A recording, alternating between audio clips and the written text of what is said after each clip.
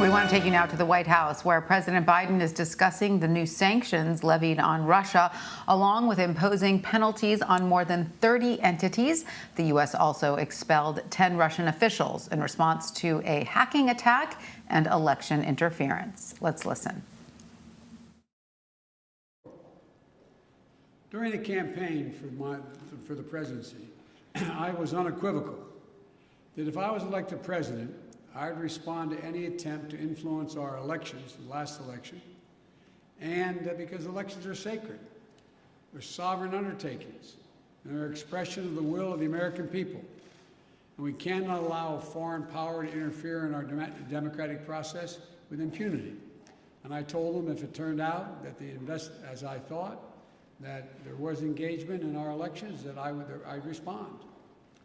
Later, during the transition, as we learned more about the SolarWinds cyber intrusion, I made clear that I would respond once we determined who had, in fact, conducted a hack on the scope and scale that occurred. When President Putin called me in January after I was sworn in to congratulate me, I told him that my administration would be looking very carefully, now that we had access to all the data, and at the issues to assess Russia's role, and then determine what response we would make. When we spoke again this week, I told them that we would shortly be responding in a measured and a proportionate way because we had concluded that they had interfered in the election and SolarWinds was totally inappropriate. Today, I've approved several steps, including expulsion of several Russian officials as a consequence of their actions. I've also signed an executive order authorizing new measures, including sanctions to address specific harmful actions that Russia has taken against U.S. interests. I was clear with President Putin that we could have gone further, but I chose not to do so. I chose to be proportionate. The United States is not looking to kick off a cycle of escalation and conflict with Russia. We want a stable, predictable relationship. If Russia continues to interfere with our democracy, I'm prepared to take further actions to respond. It is my responsibility as President of the United States to do so. But throughout our long history of competition, our two countries have been able to find ways to manage tensions and to keep them from escalating out of control. There are also areas where Russia and the United States can and should work together. For example, in the earliest days of my administration, we were able to move quickly to extend for 5 years the New START Treaty and maintain that key element of nuclear stability between our nations. That was in the interest of the United States, of Russia, and quite frankly, of the world. And we got it done. When I spoke to President Putin, I expressed my belief that communication between the two of us personally and directly was to be essential in moving forward to a more effective relationship, and he agreed on that point. To that end, I propose that we meet in person this summer in Europe for a summit to address a range of issues facing both of our countries. Our teams are discussing that possibility right now.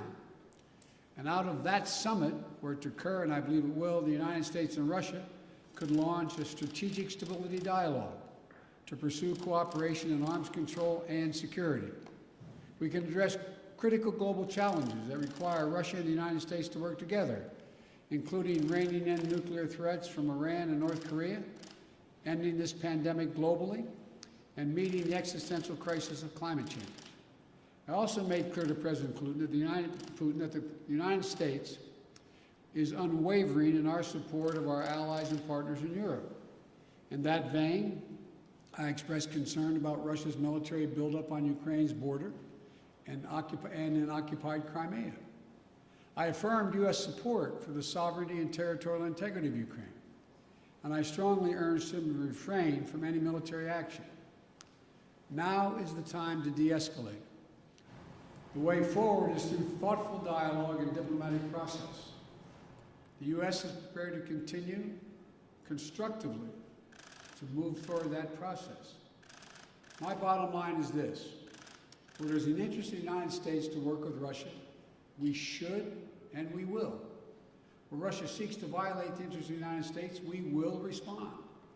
We'll always stand in defense of our country, our institutions, our people, and our allies. Thank you very much for your time. Did President Putin give you any indication in that call that he is willing to change his behavior? We indicated we would talk about it. I laid out, as I said, very simply.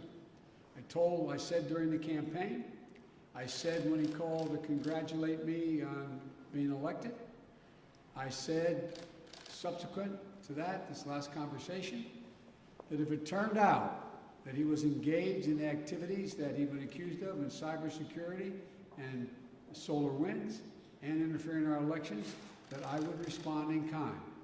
I urged him to respond appropriately, not to exceed it, because we can move as well. My hope and expectation is we'll be able to work out a modus vivendi, but it's important that we have direct talks and that we continue to be in contact with one another. Thank you. Pardon me? Why not Nord Stream? Why didn't you go with the sanctions on Nord Stream 2, Mr. President?